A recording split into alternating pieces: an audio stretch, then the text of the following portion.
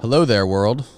After the overwhelming response we got from podcast number 68 with Mike Rinder about Scientology, I got the opportunity to speak with today's guest, Ron Miscavige. Ron is the father of David Miscavige, who is also the leader of the Church of Scientology. Ron and his family joined Scientology in 1970, and he worked for the Sea Org for almost 27 years. It's also worth mentioning Ron signed a billion-year contract with the church. This was a super fascinating podcast, and it gets really good towards the end. So without further ado, please welcome Ron Miscavige.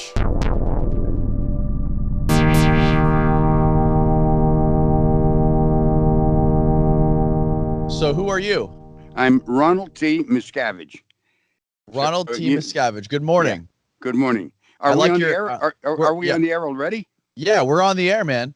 Oh, what the hell, huh? Well, I like your jacket, man. That's nice. What is that? Is that suede?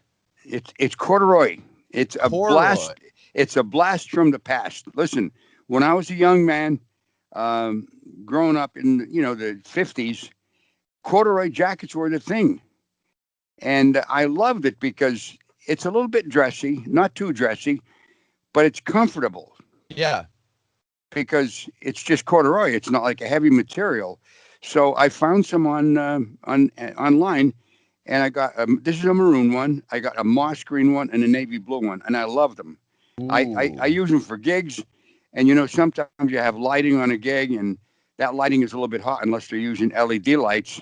So it's a comfortable jacket all around. I need to get some corduroy suits in my life. Maybe some corduroy maybe some shorts or some pants or something. Yeah, I don't really wear jackets. Yeah, I know. And down in Florida, where you are, you don't have the opportunity to wear it. Right. Now, I just want to check on something.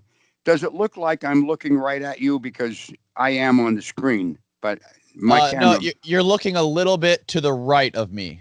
So how about that? Now you're looking right at me. Yep. Okay, so I have to get in that position because you can just move my my screen over, like, you know what I mean? Like the picture of me, maybe move it over to your left a little bit more. But if I do that, it's going to ruin what I have set up, buddy. I don't want to mess with it. No, you're fine. Don't even worry about it. Don't even worry about it. You look good. Okay. So yeah, I just did a podcast about a month ago with the guy by the name of Mike Rinder. He was a top executive in Scientology, and we talked a lot about your son, David. Danny, let me just interrupt you for a second. I know Mike Rinder since he was 15 years old. Have you really? That's how old of friends we are. Because I had my family at St. Hill, England, and his dad and mom brought him and his brother, I guess, to St. Hill. And I met him when he was 15 years old. We have a very long and enduring friendship. And I love him as a person. He had a hell of a job with the church where he had to do things that, of course, he regrets now. But when you're with that cult, you do things that later on you look back and say, God damn it, man, I was really, my mind had been sucked in by somebody and changed into something I didn't want to be. And, but Mike's just a wonderful person. I got to say that. What a wild story that was. The story that he told me, and just the impact that Scientology has made on this world, the documentaries that have been made, the people's lives it's affected. Your son has made a huge impact on this world and on lots of people's lives. Yeah, I know. And it's not necessarily a favorable one if you get my drift. Okay. Yeah, absolutely. So, can you give me sort of just like a brief background on who you are, where you and your family came from, and how you guys got into this world of Scientology? Yeah. And basically, I was born and raised in Pennsylvania, in a little coal mining town called Mount Carmel, Pennsylvania. It's up in the northeast part of the state.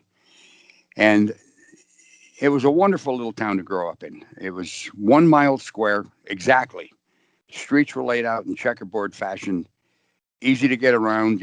If you knew you were going to a certain place, you knew the named streets were running a certain way and the avenues run another way. But the delightful thing about growing up there is this: you had immigrants from Italy, Poland, Czechoslovakia, Ireland, uh, Germany, just about every country in Europe. So this town was like a little Europe. And you had this gathering of people of different cultures. And because of that, I think we learned how to tolerate each other. Do you see what I'm saying? Because Yeah. every like a person coming from a certain country, they have certain idiosyncrasies or certain moral codes and stuff.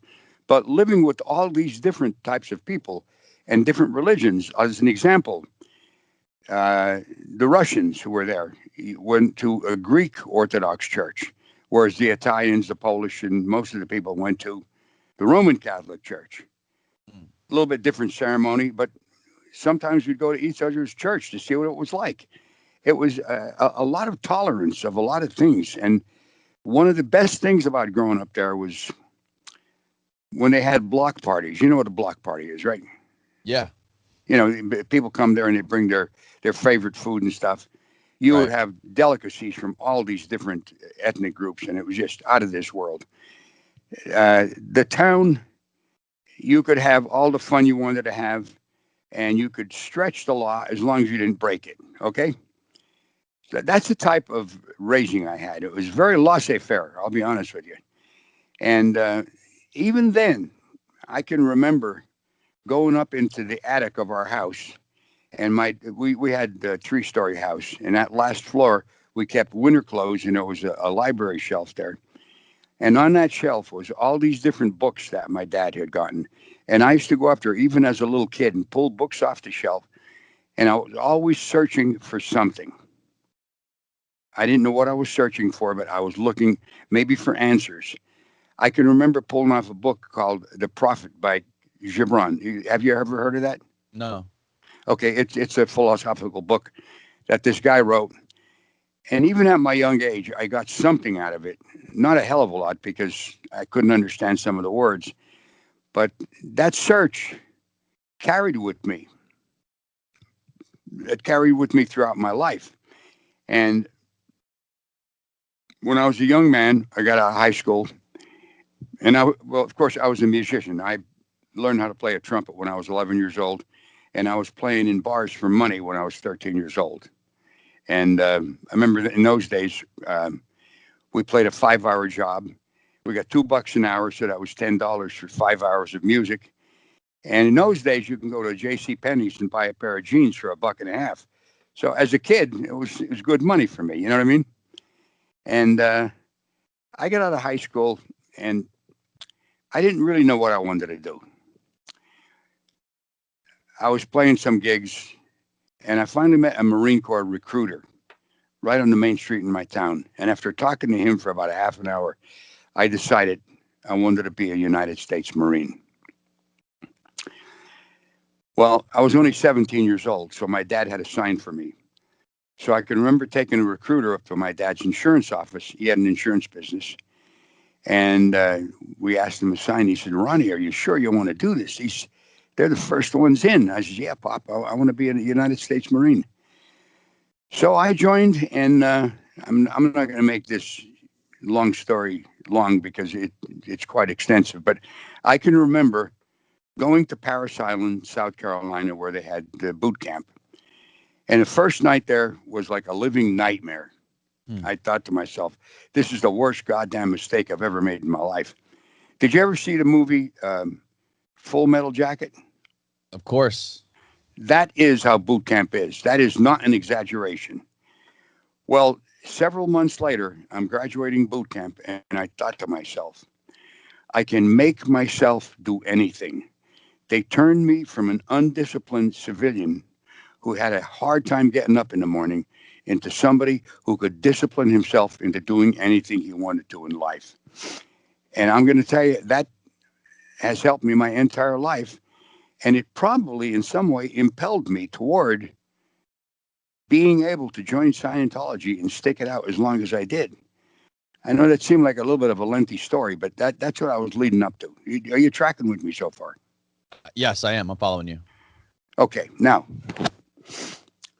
how did we get in Scientology? Well, I was working with a friend of mine his name was Nelson Sandy. He was a singer, and of course, I played trumpet, but at that point, we had a job selling. Nelson Sandy was the guy that said to me back in the 60s, I used to be a doctor, but I lost my patience. It's still funny, all right?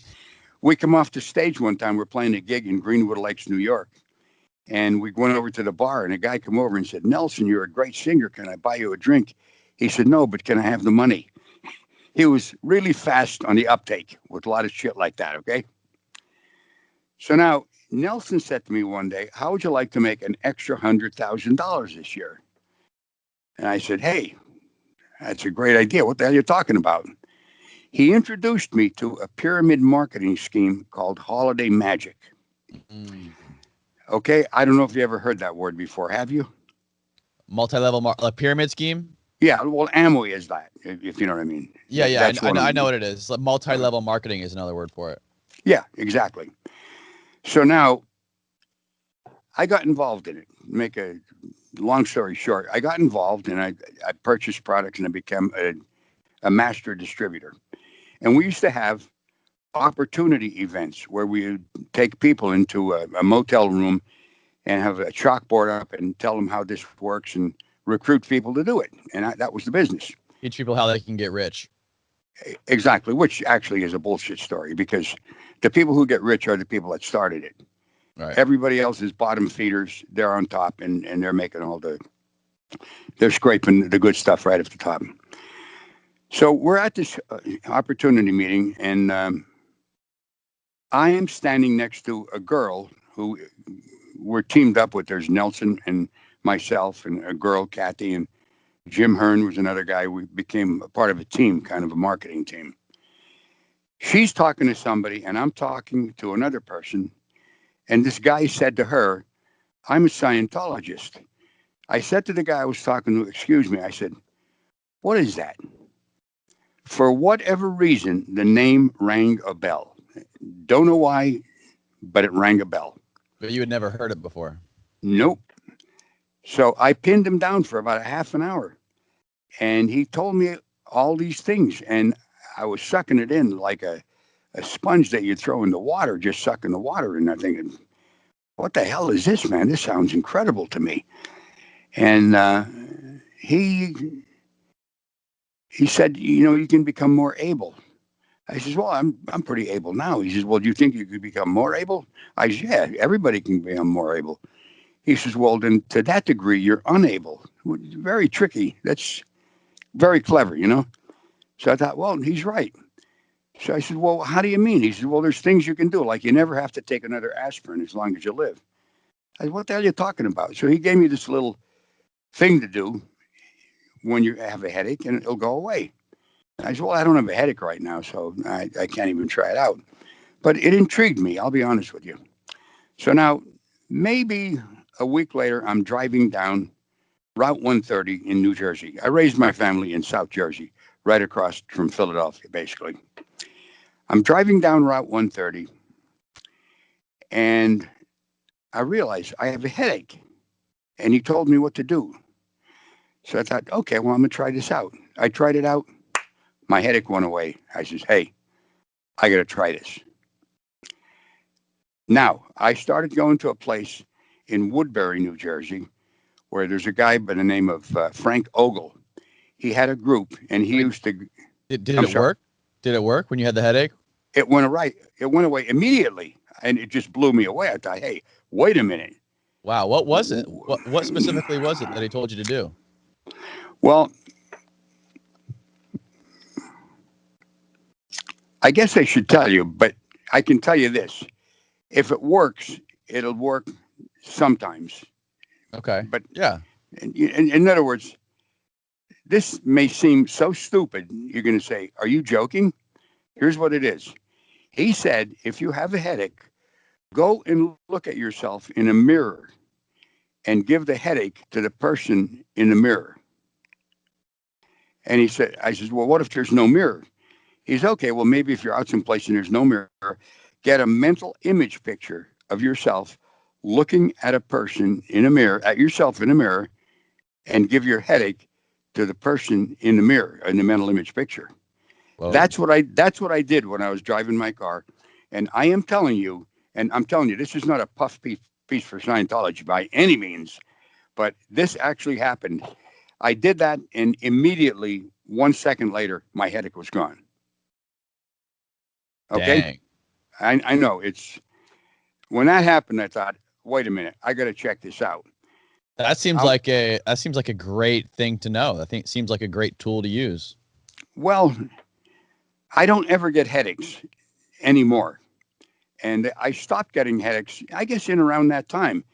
So I've never had another chance to take it because I just don't ever get headaches. Now, Right. well, it could be I exercise almost every day of the month. Maybe I'll take 2 or 3 days off. I wonder if that would I work for with other kinds of aches. I don't know, but yeah, you might try it. But there's a whole theory behind it, and I really don't want to go into it because it'll get into the realm of wait a minute, what's this guy talking about? And it's just Yeah. rather Sorry. than get into it, I can tell you that was the simplicity of what I did, and that Okay. worked. But that impelled me to go. There's a purpose now for telling you that because that then got me to go to this place that Frank Ogle was having in his cafeteria in Woodbury, New Jersey.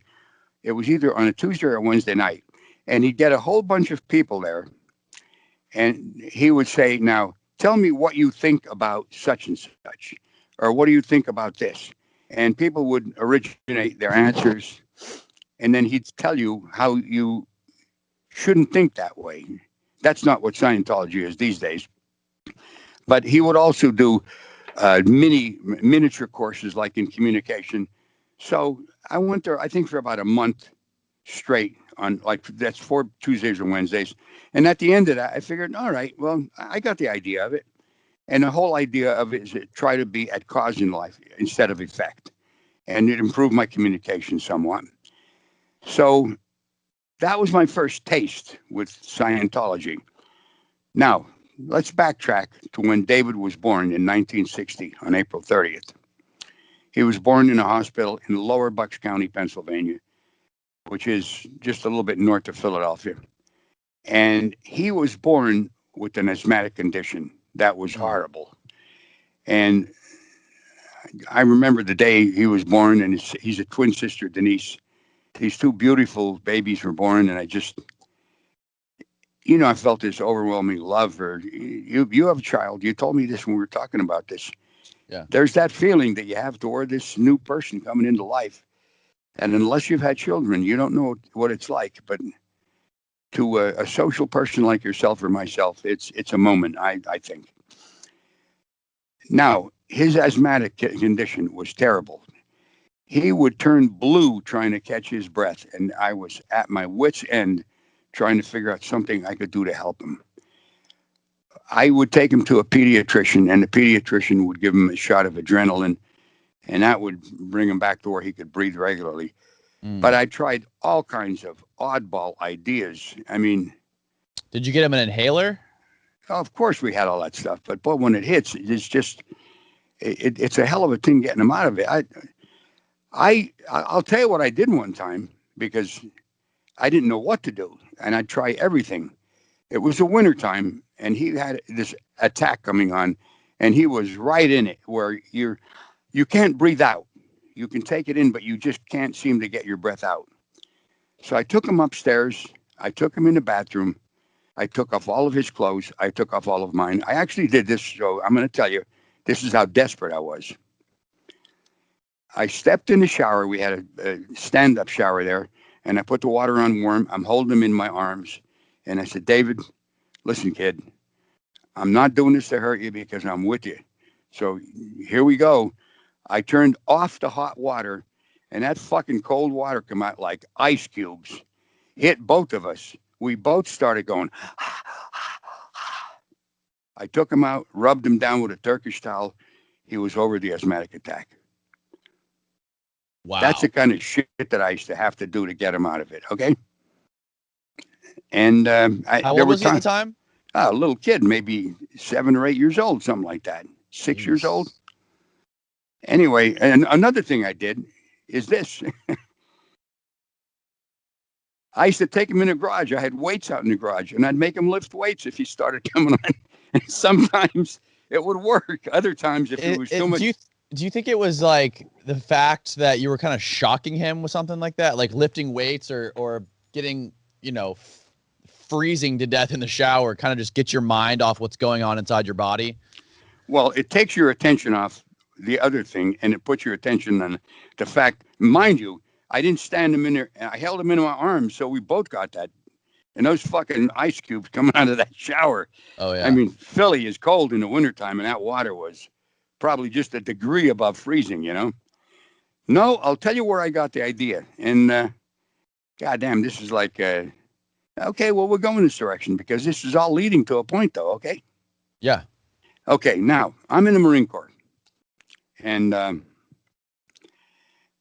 I did boot camp in Paris Island. And then the Korean War was over. So they said, what do you want to do? And where do you want to go? And I said, I wouldn't mind going to Quantico, Virginia. Instead of going to Quantico, Virginia, I had to go to advanced combat training in Camp Lejeune, North Carolina, which was good. And it was very tough. As a matter of fact, I think physically it was a little tougher than boot camp. But anyway, I ended up in Quantico, and I have a job there working in a place called Schools Demonstrations Troops. What this was a battalion of Marines. We had various companies. We had a machine gun company, an infantry company, a communications company, a logistics company, and I worked in battalion headquarters. The whole purpose of this battalion was to demonstrate war problems to Marine officers because Quantico, Virginia is where they trained officers in the United States Marine Corps. So this battalion of men would go out in the field and demonstrate various war problems, and the second lieutenants to be would be there observing this and learning from it. What I did is I had to keep statistics on everything that happened in that battalion that day, like how many men were out in which out camp, like I think Camp Geiger was one of them, Camp Upshur. How many men ate there, how many men were on leave, how many men were on unofficial leave. And I had to compile a complete logistical report and get it down to battalion headquarters by noon. Okay. Mm. This was a tough job, and I learned how to do it quickly. And because of that, that was the rest of my day. I was free to do anything I wanted to. So that's what I was doing. And just give you a color of what my life was like. And I had to get some dental work done. So I went down to the dentist, which is in the main side, had some dental work done. And a couple days later, at 4 o'clock in the afternoon, my entire face went into extreme pain. It was like somebody put me in an iron mask. You know that thing they had in the medieval days where they'd push the gore on you and knives would go into your face. I'm telling you, it was horrible. I went to see the dentist the next day, and I said, look, here's what's happening, and you got to help me. He says, oh, I know what it is. That's facial neuralgia. I said, well, how do you handle it? He says, well, we don't know how to handle it, but here, you gave me some aspirins. I go, what the fuck is this? You give it a name, and that's it? So I went back to the barracks, came on. I took the aspirin. It didn't work. I went down to the PX, and I bought a bottle of bourbon. I took it back, take a nice slug in a glass, laid in bed and went to sleep. I was doing this for about 3 days, and I thought, Jesus Christ, I'm going to become an alcoholic. I can't continue to do this. So I went the next day, and sure enough, it came on again. I put on my utilities, which is your work clothes, and I walked out to the air station base, which was about about a mile away. Sorry. I go into the place where they had weights, and I'm in extreme pain. I figure I'm going to lift weights. I'm going to do some goddamn thing. So there was a guy there, and I says, hey, you want to lift with me? And he says, yeah. So we were going to spot each other. We ended up working out for 6 months together. So I'm on a bench, and I'm doing a bench press, okay? So I do one set of the bench press, hand it to him. He does a set. I'm doing the second set. I says, here, take the weight. The pain went away. I had no face pain. So I thought to myself, maybe if when you're experiencing something like a pain or some duress, if you could do something to forcibly take your attention off of it, it might go away, because that just happened to me. So I concluded, I'm like 18 years old at that point. I had this theory that pain, in order for it to exist, has to be fed life by the person receiving it, which I thought was pretty fucking good, because that handled that pain. And I never got the facial neuralgia again. Now, let's get up to where David has asthmatic attacks, all right?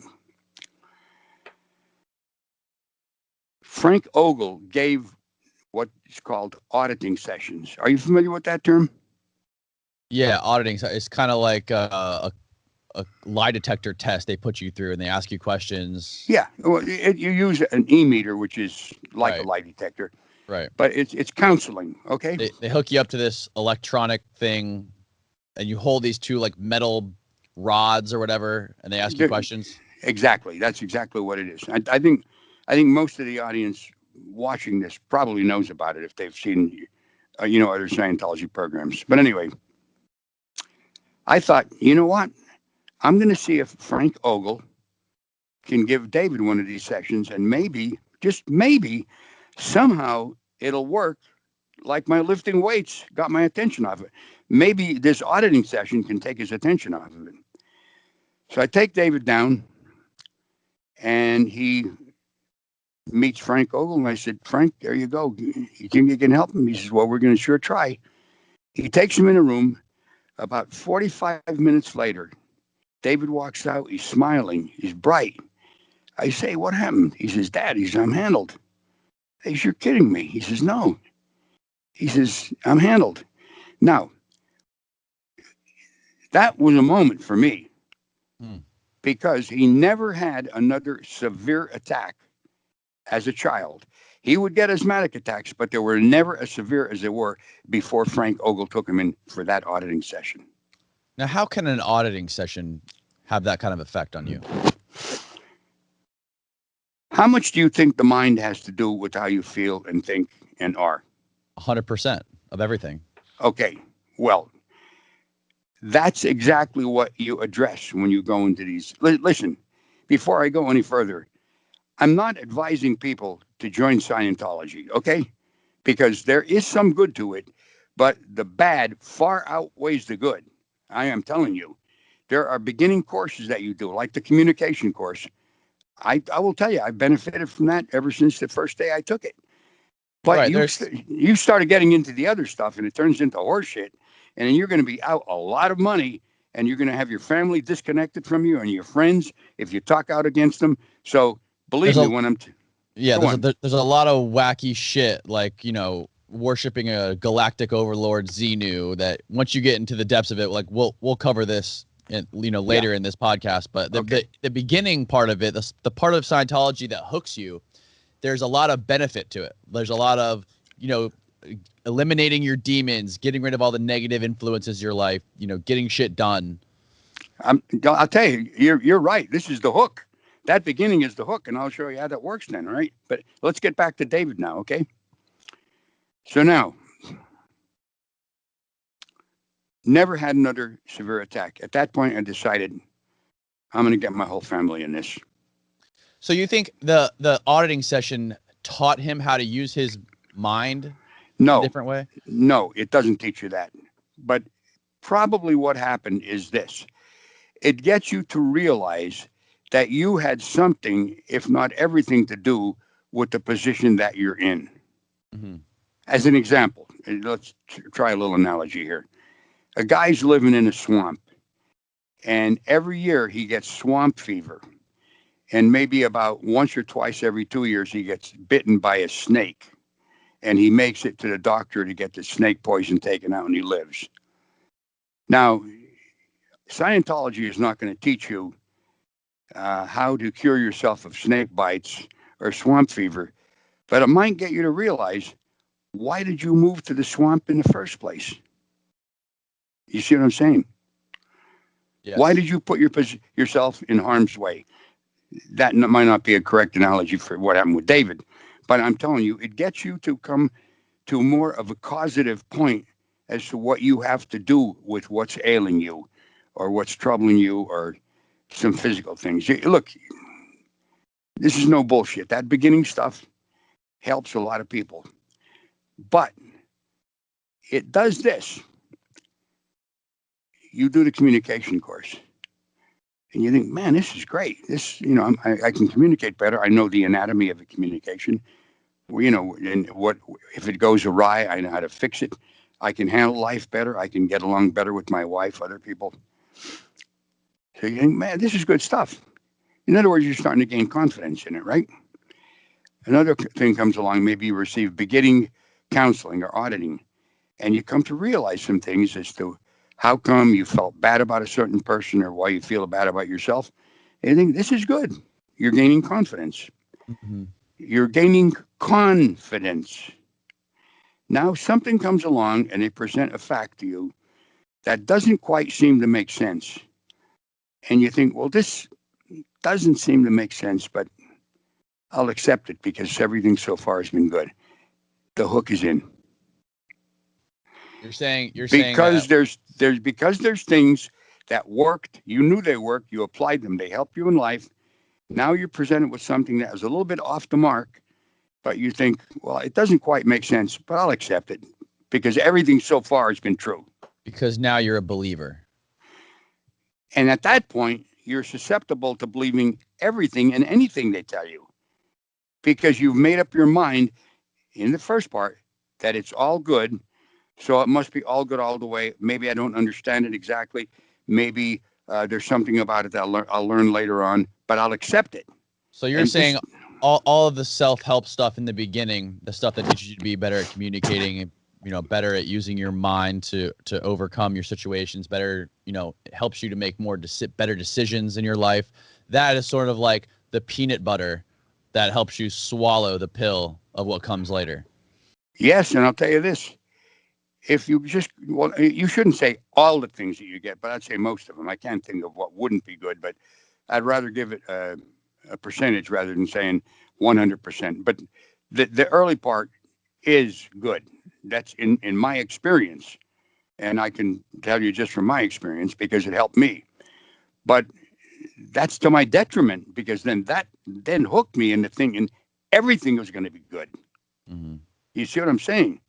Now, if I would have quit at that point, that would have been a favorable thing. But I Hmm. didn't. And I was in it for 42 years, my friend. Okay? That's a long time. You goddamn right. You wouldn't want to hold your breath for that long. All right? How old are you? 84. 84. So that was almost Yeah. half of your life. Yeah. And people say, well, don't you really wish this and wish that and regret it? Let me tell you something. I don't spend time regretting things or going over, oh, woe is me, because the end result of regretting something is having regretted something. There is nothing to it. You're living today. You did what happened yesterday. Create a better tomorrow for yourself and do what you can to help other people not to get involved. And that's how I try to live my life. I have a 4-word philosophy, Danny. And as a matter of fact, I told this to Mike when I was writing my book, Mike Rinder. And it's simply this: help somebody, help something. And I try to live by that. I don't always do it, but I try to. And I can tell you, I feel better helping something or helping somebody than I do being helped. That's just me personally. So that kind of puts me in a frame of mind where I'm not always sitting around, drinking a martini and saying, Jesus Christ, look, woe was me. Come on, man. It's gone. There's nothing you can do to change yesterday, but you can change tomorrow and you can help a lot of people if you do something effective. These are one of the things, like being interviewed by you. I hope a lot of people who see this, some of them could be involved in Scientology, and I hope they walk away. That I would be pleased with. But Now we're getting back to David, okay? Or should we So get back to? David gets an auditing. He goes through an auditing session, and he comes out of that auditing session, and he says, "Dad, I'm fixed." Yeah, and at that point, I said, and I'll say it again, he never had another severe attack. He had attacks that were mild. You see what I'm saying? Mm. And that was a big deal. So he was able to control them. Well, yeah, for whatever reason, because I guess in that session, in that auditing session, he realized that, hey, wait a minute, I have had something to do with this. Well, I'll just, maybe ride the wave a little bit. And I don't know what he did, but whatever he did after that, he never had one where he was dying to get air and I had to, take him in a cold shower, have him lift weights. Okay. Okay. But that was the point where I decided I'd get my whole family in. And I did. I took them all down to a mission in Cherry Hill, New Jersey, and put them on beginning courses and on some auditing and stuff. And I ended up going to England 2 times, each for a year and a half, and I took my whole family over to put them on the bridge. They didn't go to school the first time. All they did was did Scientology courses. And as a matter of fact, that's why Mike was in England when I met him when he was 15 years old. His dad took his family and his children over there to do that. So Wow. my children and his dad, we are of similar mind as far as Scientology was concerned. We thought it was the greatest thing ever. Listen, we thought if the Scientology auditing, or technology rather, could be applied, it would help every man, woman, and child on this planet. That's the mindset of a Kool-Aid drinking Scientologist. And I'll tell you, once you get in that mindset, you defend that. You justify why you feel that way.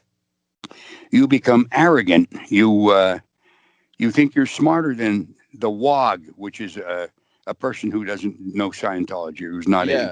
It really is. It really is a prison of the mind. Yeah. I love the title of that book, The Prison of Belief. It's so accurate. Because you don't need bars. You don't need bars to be in this prison. You don't. Can I make a plug for something? My website? Yes, please. It's called therealronmiscavige.com. And I'll tell you why I'm plugging it. Well, first of all, I'm plugging it because I want a lot of your listeners, hopefully, to come over and watch it, because I have over 90 interviews of people who have been abused by the Church of Scientology. They can watch these, and you'll see similarities in all of these of the people who lost their family, who were disconnected from their children, lost their friends. Maybe some of them went bankrupt, lost their house.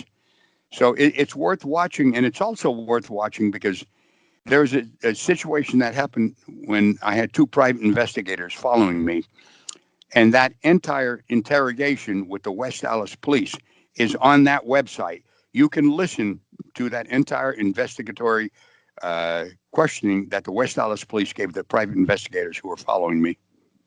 Okay, so let's get back to the story where you basically you get your whole family into Scientology, and what happens next? Well, we go to England, and we're on course, and then I came back to the States for a while, went back over. Did you sail on the ship with L. Ron Hubbard? Never. No. Okay. No, as a matter of fact, I never met him face to face. The closest I came to meeting him was after I finished. When we were in England the second time, I got a recording deal with Commodore Records to do an album, which I did do, and a writer's contract with Chappell's Publishing for my music. And I sent him a copy of the album, and he heard it, and he said to one of his aides, "See if you can get this guy for me." They never followed through, and thank God they didn't, because I may have ended up joining them on the ship, and that would have been a dire blunder on my part. I got to tell you, man. Mike Rinder said he was on the ship. I know he was. Yeah, it was quite an adventure he had there What too. What a crazy thing. So they were all like slaves for Hubbard on that ship. He was just captaining the ship, and he wore this crazy captain's outfit. Yeah, it's smoked a pipe and sailed the 7 seas with his slave workers. His messengers. They were Commodore's messengers. That's what they called him. That's what he called himself, the Commodore? Commodore, right? And the young people he had working for him, he would give orders to give to people on the ship, and they'd go run and give the order to the person, and come back and tell L. Ron Hubbard what the guy said. They were called Commodore's messengers. And did your son David end up on this ship? No, no, Okay. no. So now getting back to the story about England. So then we came back, and now we're living in a little north of Philadelphia, in a town called Broomall. And David is in high school now. I come home from work one day, and he's laying in his room with his head in his hands like that, laying that back. I say, "Hey, Dave, what's up, man?" And he says, "Dad," he says, "I don't want to go to school anymore." I said, "What do you mean?" He says, "Listen, I'm in school, and none of the kids want to learn anything. They all smoke dope. They wise ass to the teacher. They don't show her any respect." He said, "It's terrible." I said, "What do you want to do?" He says, "I want to go and help L. Ron Hubbard." I said, "You're kidding." He says, "No." He says, "I want to join the Sea Organization." Now, at that moment, I thought to myself, I was 17 years old when I met the Marine recruiter, and I really wanted to become a Marine. That actually changed my life for the better. He's going to be 16 years old soon. I got to give him a shot at what he wants to do, because maybe he's right. Maybe this is what he's destined to do in life. And I said to him, "David, I'll tell you what, I'll help you, man. I'll do whatever I can to help you do that." So I gave him a bunch of money, bought him some clothes. And on the day after his 16th birthday, I bought a ticket for him to go to Clearwater, Florida, to join the Sea Organization. And I saw him off on an airplane. And he went, joined the Sea Org down there. And I think within 7 months, he was working with L. Ron Hubbard. By the way, from where I am sitting right now, I could hit a golf ball and hit that flag building. That's how close I am. I'm right in the heart of it. Yeah, I believe you. And that's where it all started, right? That's where. Give me the background on that building. Like, how did that? Well, on that building, here's what happened. That ship that L. Ron Hubbard was sailing around the Mediterranean. Right? Yeah. Here, let me get a drink. Yeah. It used to be a hotel. It used to be called the Jack Tar Hotel.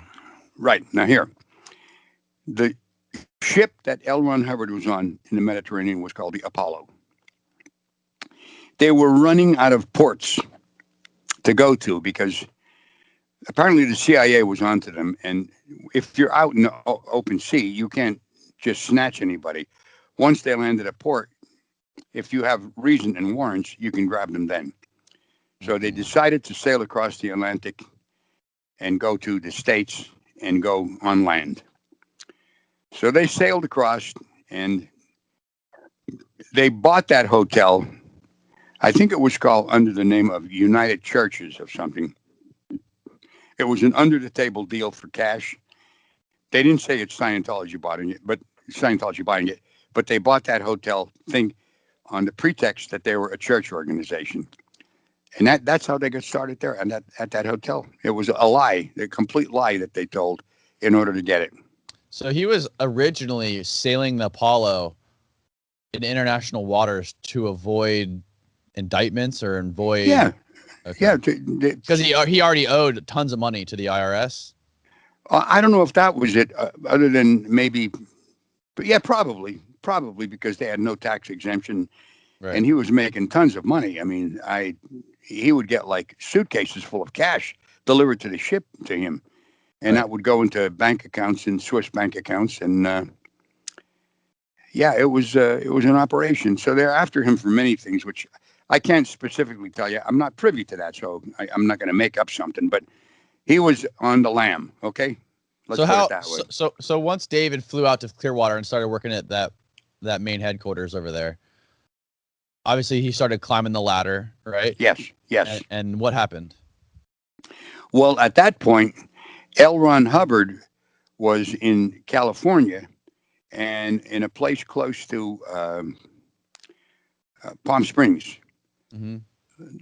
La Quinta, I think it was called. And it was a date farm. And they used to shoot movies there.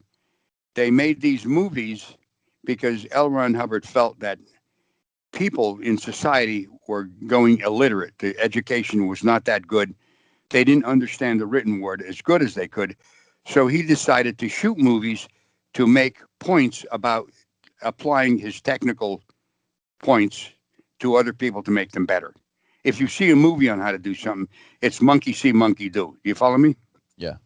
So he was shooting movies, and David ended up there, and he ended up being the cameraman.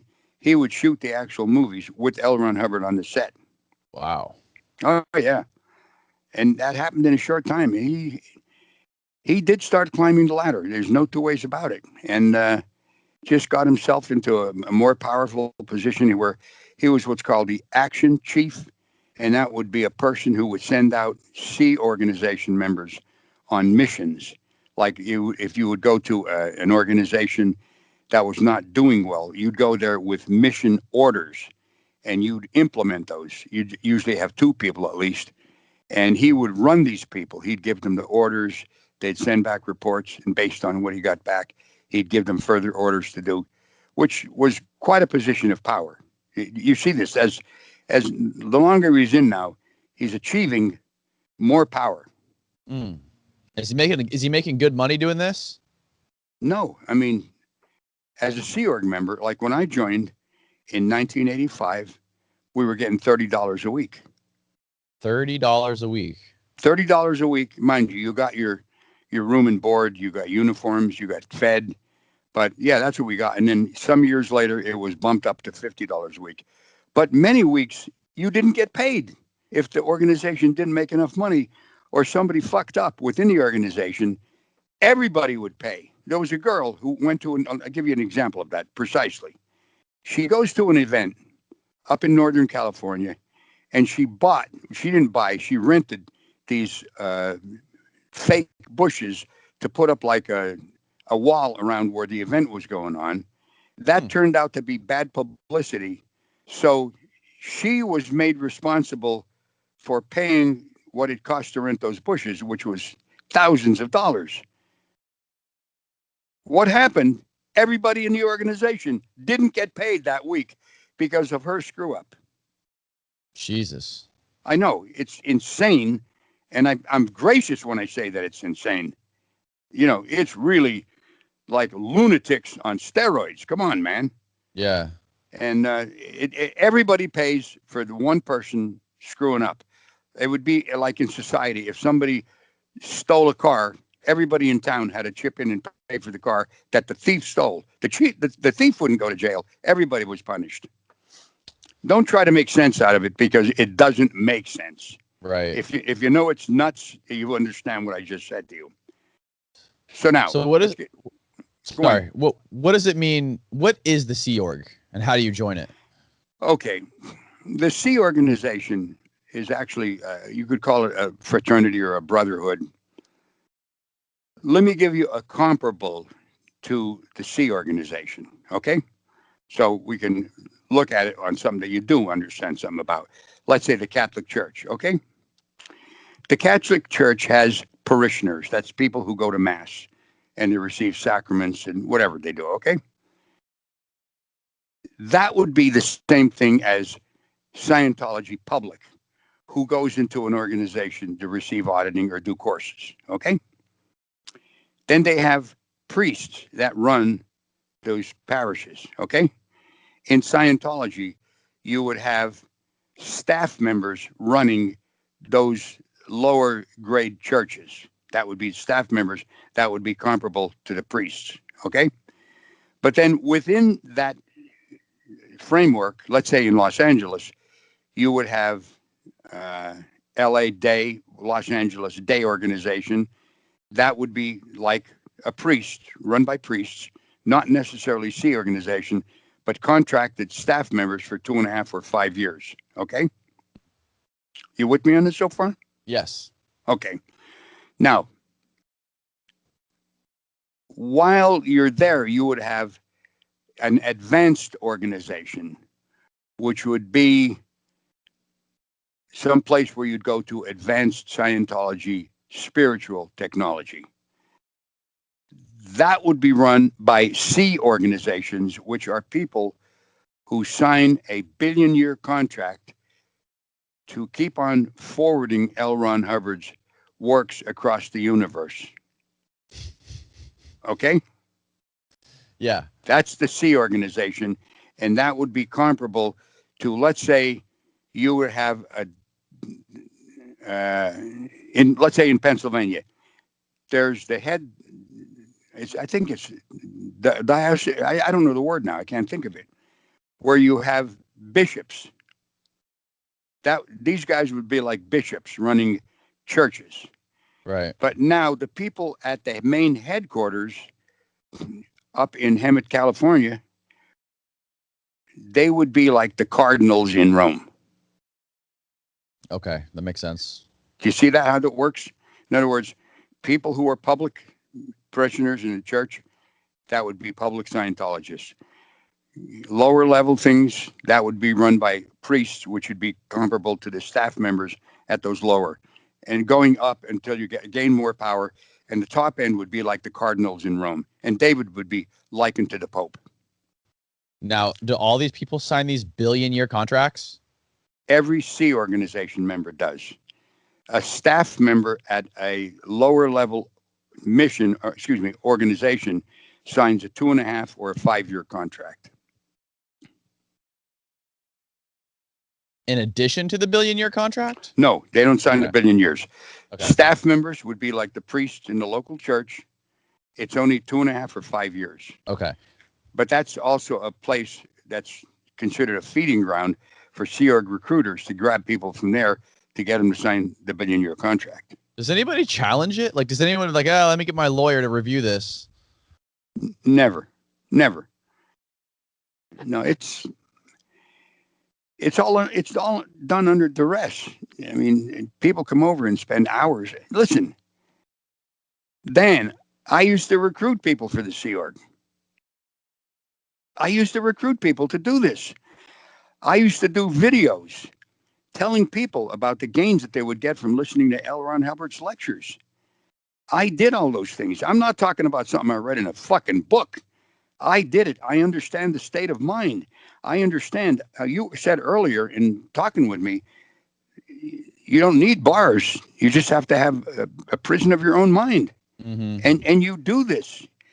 And you do it almost on a daily basis, because if you're a Scientologist, you're supposed to study 2.5 hours a day, 5 days a week.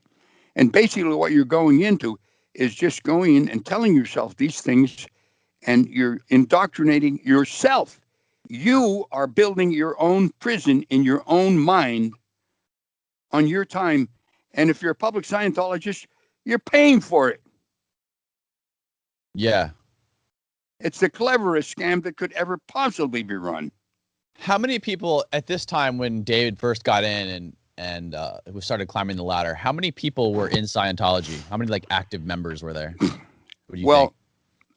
I'm going to guess at it, but I'm guessing based on people who were on the lines. When I say the lines, in a position to know better. In the 90s, there was considered to be about 100,000 active Scientologists in the world, which is quite a bit. These days, with the advent of the internet, and now, look, the toothpaste is out of the tube. You can't get it back in. Come on. The cat has left the fucking bag, okay? And you just can't say, we were only joking. Come on. It's estimated that maybe it's on the lower side of 20,000. That's going from 100,000 down to less than 20,000. Big drop off. Well, it's a big drop off, but it's deservedly so. I mean, you are. How do they still make money with only 20,000 people? I mean, they got a lot of overhead. Do they have a lot of overhead? Well, let's put it this way. If you're a church, and they're considered to be a church, probably whoever gave them that exemption should go on a Monty Python show and tell the story. I mean, it would qualify as a good show. All right. if you have a church, you just can't keep on gathering money and making more and more money. You have to show that the money you're taking in has some benefit to your parishioners. Okay. Mm-hmm. So now, how do you handle this? Well, one of the bright ideas that they come up with was this: they would purchase new buildings and renovate them to the inch of their lives with marble floors and beautiful appointments and everything. And that would be to the benefit of people coming in to do services. They would gain that money. Maybe, some of these cost 10, $20 million. They could put that money into it. Now they have a real estate holding, and they can say that we're benefiting the parishioners. So they're just like laundering all this money through real estate. Good way to put it. Matter of fact, I tell you, that is the brightest answer I've ever had on this, and I've done a lot of these things. That's great, Danny. You're laundering money through real estate. Yeah, that's what it is. Well, you're exactly. I'm not going to add anything to it, but I will add this though.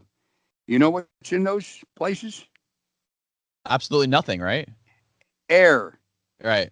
They're air storage places. Yeah, in downtown Clearwater, all that real estate they own, they have this like street level like storefront real estate in downtown Clearwater that they keep completely empty, and it keeps that whole town dead. Well, and the businesses that are open, that are successfully running, the landlords are Scientologists, or the owners are Scientologists. Yeah, you got it. But that's what they do, and that's so. Now, how do they pay the rent? How do they do all these things? They have what's called whales. I think that's a term that originated in Las Vegas. A whale would be a high spender. Mm-hmm. He'd be the guy that you'd meet at the airport in a limo. You'd drive him and you'd comp him his room, and the room had everything you needed, and free food, everything, because all you wanted this guy to do was go down and play blackjack or roulette or whatever he played, or poker, and lose millions of dollars. As a matter of fact, there was a guy who owned the Philadelphia Eagles. And, I'm not putting him down now because, some people have gambling as a drug. His name was Leonard Toes. He built up so much debt to Las Vegas. He had to sell the Philadelphia Eagles football team to get out of debt. Really? And, that's how... fucking God, crazy. I can't think of the guy's name who bought it. Yeah, the guy who bought it was a real estate developer, and he got it for a good price. He sold the Eagles to pay off his gambling debts in Vegas. Oh my God! So he would be considered to be a whale. Now, okay, so you're saying there's few people in Scientology that just donate tons of cash? Not few. There's a lot of them. Okay. And when I say like Bob Duggan, I think he came up with some way to cure or handle a certain type of cancer. He made billions of dollars on it. And I think he ended up giving the church, wild guess, I could be off, maybe something like $30 million over the period of time. Does he live in Clearwater? I don't know where he lives. I have no idea. There's like this really rich neighborhood in Clearwater called Bel Air. Yeah. Like Bel Air of Florida. And I had a friend who bought a house on the water, like a really nice, like $6 million house on the Intercoastal, and the whole bottom floor of the house was like a recording studio that was renovated into an e-meter room, an auditing room. When he bought it, it was just like this crazy looking dungeon that they used to do auditing. So wow. Yeah, all the people with money down here are mostly people with money. Yeah, that's what they do, and they give millions of dollars to the church. They have an event every year in Saint Hill, England, which is in Sussex County, and they have a tent. They rig up a tent, and that tent is rigged up like a big banquet room. If you were to see the field before they started and look at this, it would almost look like a miracle. And they have two events there. They have the Patrons Ball, which is a ball where all the patrons come and they dance and they just have a good time and they receive rewards. And then they have another time where they give out, they have a local thing for the local people in East Grinstead. But that's where the people come up on the stage, people who have given $50,000 up to $10, $20 million. They receive a big trophy, and a certificate, and that's it. That money, there's a good business. Look, here, you take a piece of paper, write something on it, and you get $10 million for that. It's a good business, low overhead, all right? Yeah. He gets a certificate that he's a Diamond Maximus, Protimus, Colossus, gave $10 million. Here's your paper, a big certificate, and they take pictures of you, and you smile, and that's the end of it. That's So how they pay the bills. At what point did you start to see your son sort of disappear or sort of slip away from you? Like at what point did you see him start to go down the dark road? Well, I can tell you this. When I joined the SEAL organization, we were still on very friendly terms with each other. I can tell you. Listen, I must say this, and I say it on every program. As a child, we had a wonderful time together. We had a great time together. He had a great sense of humor. He was a tough little kid. He was smart. He turned from Dr. Jekyll into Mr. Hyde. And as far as I'm concerned, yeah, maybe he had that built into his DNA to do that. Although there are times when I wonder, maybe a lot of us have things that are there. If they're nurtured, they'll come out, but we don't do them. But in his case, he went from Dr. Jekyll into Mr. Hyde with the acquisition of power. Do you follow me? There was an English philosopher. Well, he wasn't a philosopher. He was a member of Parliament. He lived in the 1800s. His name was Lord Acton. He is the one who said, and this is an exact quote, power tends to corrupt and absolute power corrupts absolutely, which I'm sure you've heard. Yeah. Okay. And I think that's what happened to David. Now, let me tell you when this happened, and then I'll backtrack to when he starts slipping away. While he was in the SEA organization, while he was higher up in the ranks, we spoke about a little earlier, he did have a severe asthmatic attack, and it had to be taken to a hospital, to the emergency room, to get it handled. So the next day when they went to pick him up, the guy told me, David came out, and he said, listen, I had an amazing realization, and here's what it is. He had this when he was in there getting treatment for the asthma. His realization was this: power is not granted, it is assumed. And that's what he did. He assumed the leadership of Scientology when L. Ron Hubbard died, got people out of the way who protested him doing it, put his own people in who would back him up, and he eventually took over the church that way. He just assumed that position. He was not picked by L. Ron Hubbard. He was not appointed. L. Ron Hubbard didn't appoint anybody to succeed him. When he died, he died. That was the end of it. He didn't have a will or anything? He left a will for the money. But Okay. as far as, like if you're in a position of power, like if you were a king and you wanted a certain son to be the next king, you'd say, okay, I want this son to be my king. That would be your bequest, Yeah, you would think a guy like him would have some sort of a plan after he dies of who would run Scientology. Well, you would think that, but it didn't happen. All right. And I agree with you. But now let's get back to the question. When did I see him slipping away? Right. Right. Well, when I joined the SEA organization, first of all, you're living in quarters that with other people that is, cockroaches and really bad quarters. What he did, he got me a room in this building where it was a very nice room, and he had it appointed nicely. So when I was through with my daily activities in the beginning part, the SH project force, which is like boot camp for the Sea Org, while I was doing that, I had a very nice room to stay in, and we got along great. And now I go to Golden Era Productions, and since I'm a musician, I go right into the music department. And the studio is a fabulous looking place. As a matter of fact, I'll tell you, when I first got in, the first thing I did was I did an album with Edgar Winter. Does that name ring a bell to you or no? Yeah, I've heard the name. Edgar Winter, he was a rock and roll star of the 70s, okay? The song Frankenstein, You remember? Da da ba ba ba da da da da da da ba ba ba da. You remember that? Oh yeah. You might remember that. That Yep. was his, and he was a brilliant musician. I did an album with him. That's the first thing I did. I mean, you talk about like a pig in shit. I was really happy, you know. I mean, Right. I worked hard, but I'm working with him. I'm playing on the album. I did all the trumpet work on it. I did solos on it. And one day, I come out of the studio, and David was about 30 yards to my left. And I saw him, and he's walking with his coterie. There's maybe 3 or 4 people with him. And I says, "Hey, Dave." And he turned and he looked at me, and he gave me a look that I thought, I better not do that again.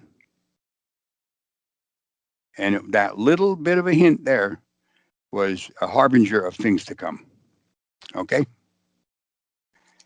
I realized that at that point, I was a staff member at Golden Era Productions. He didn't call me Dad. He called me Ron whenever he addressed me. On my birthday or Christmas, if he sent me a gift, he'd write "Dear Dad," and who always gave me very nice presents and treated me well on those days. But on an everyday basis, I was another staff member at Golden Era Productions, and he was the chairman of the board.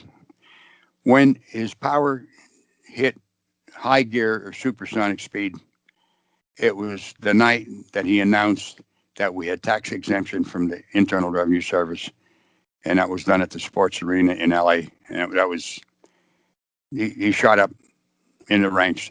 At that point, he became a powerful individual in the church, because at that point, everybody looked up to him as the savior. You see what I'm saying? Yeah. And anything he did, any stuff he did, was considered okay. I mean, there are people in politics that way, and I'm not really going to get into politics, but if they have backers who've backed them up for years, that politician could do anything, and they'd say, "Well, that's okay. That's so and so. You know, it's all right." You see what I'm saying? They Right. become opinion leaders for their followers. You Absolutely. you become an opinion leader, and your opinion counts more than what the person thinks about you, because his opinion could come to you and you say, "Well, I'm wrong for thinking that." Yeah. It's a delicious thing, power, but boy, I'll tell you, it poisons a person. Now, what were at this point? When did the tax exemption happen? I think in '93. In 93. And what were you doing? Like, what was your day-to-day task? Like, where were you living? What were you doing? How are you getting Well, no, paid? I was in the Sea organization for 26 and a half years. All right. Yeah. I lived every bit of that at the Golden Era Productions base in Hammond, California. Okay. Okay. That's where I stayed all the time. I worked in the music department the And this entire is when time I was there. you're getting paid $30 a week. To begin with, and I think maybe by then we may have been getting $50 a week. But as Oh I yeah. said earlier, sometimes we wouldn't get that. I remember one time we didn't get paid for months, and then the commanding officer said, "Well, it's like a forced savings account. You get it at the end." We never got it. Mm-hmm. We just never got it. We just got screwed out of the money. And like, what was your relationship? So your relationship, your father-son relationship, would you say that was completely gone by that point?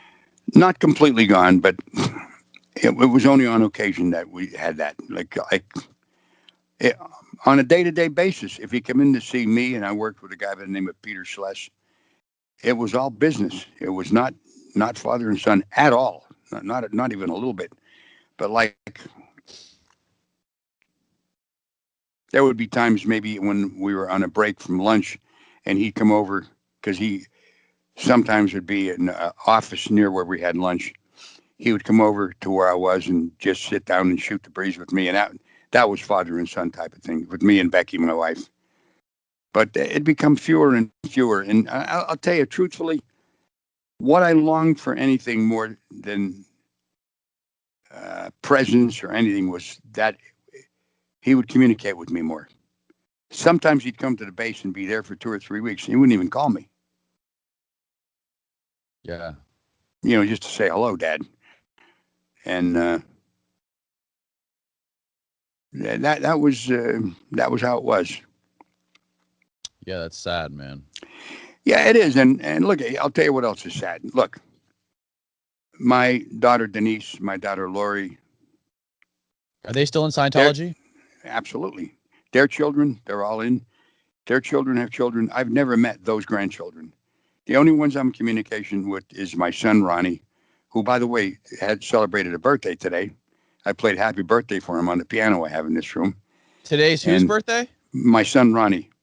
And is he in Scientology? No, he left in the 90s. Okay. Yeah, and I'm in communication with him and Jenna, his daughter, which is my granddaughter, and her children. So that's my family right now.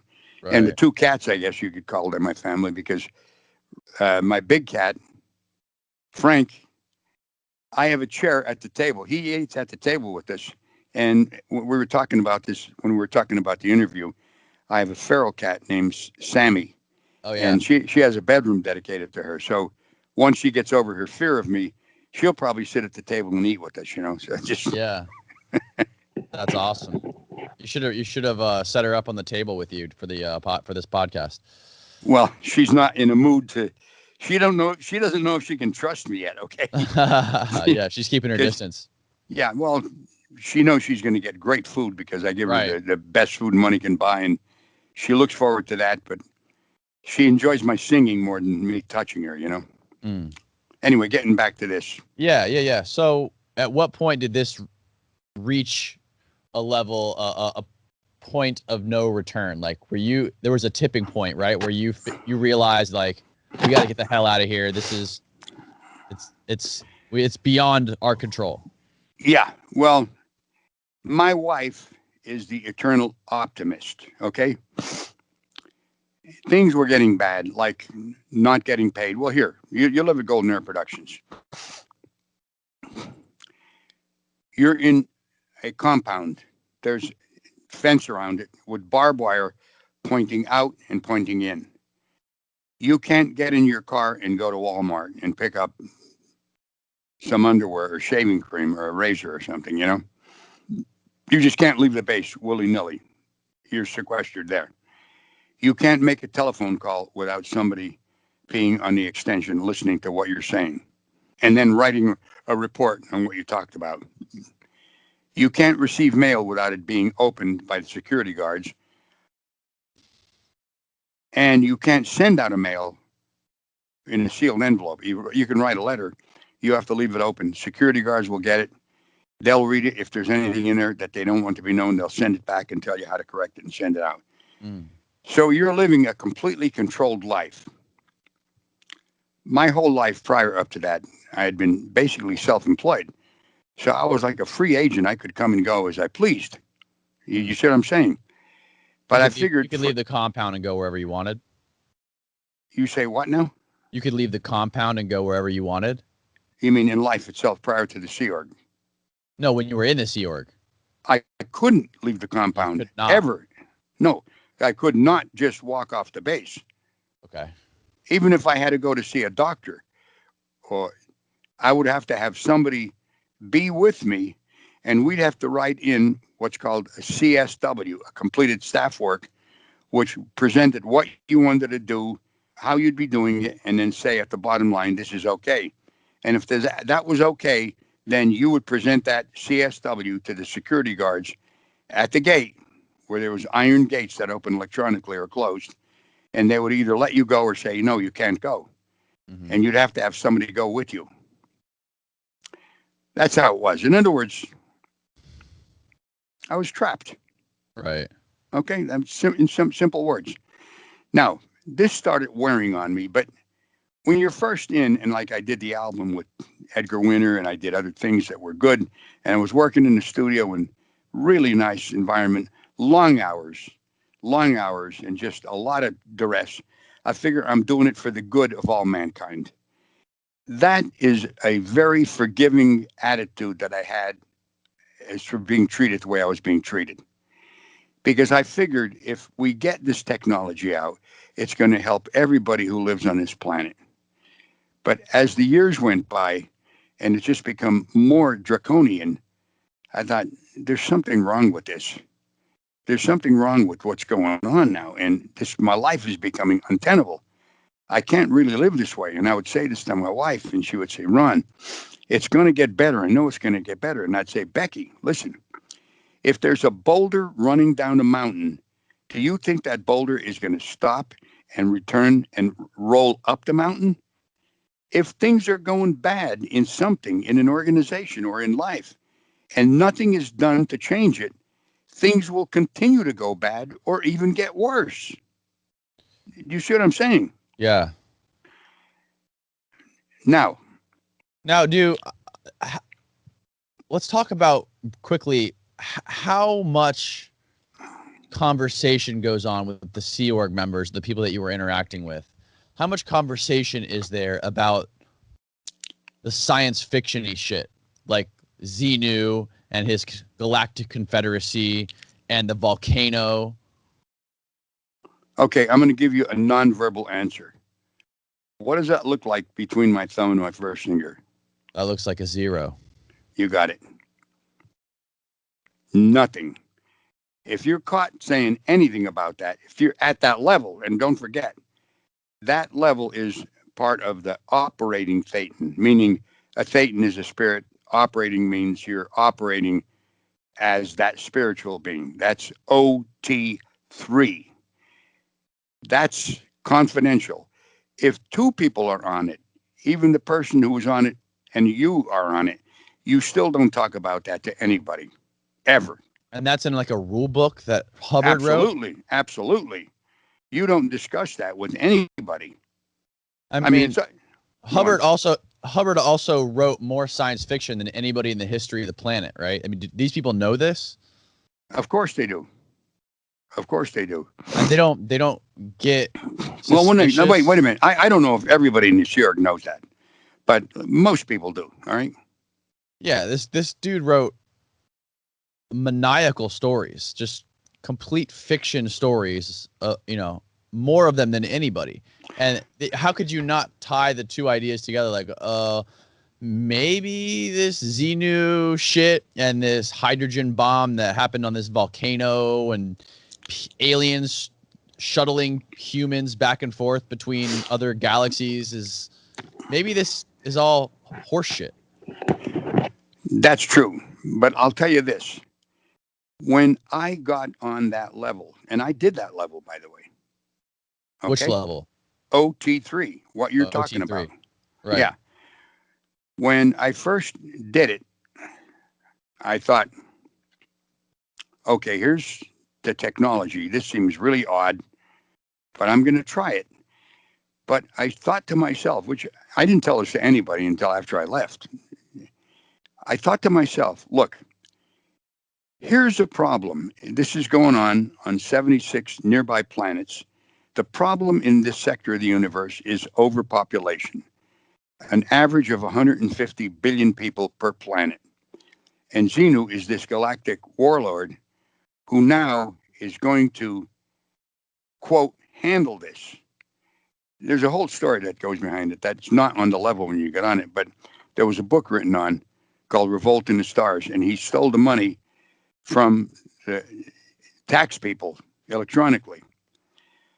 But think about this. There's 150 billion people per planet. If you want to cut down the population, what do you want to cut it down to? 100 billion? That means you'd have to take 50 billion people, not in their bodies, but even as spiritual beings, packed up in ice, in boxes, in a spaceship that looked like a propeller plane back in the Second World War. How many show you pictures of it? Yeah, but here's the thing. Logistically, it's impossible.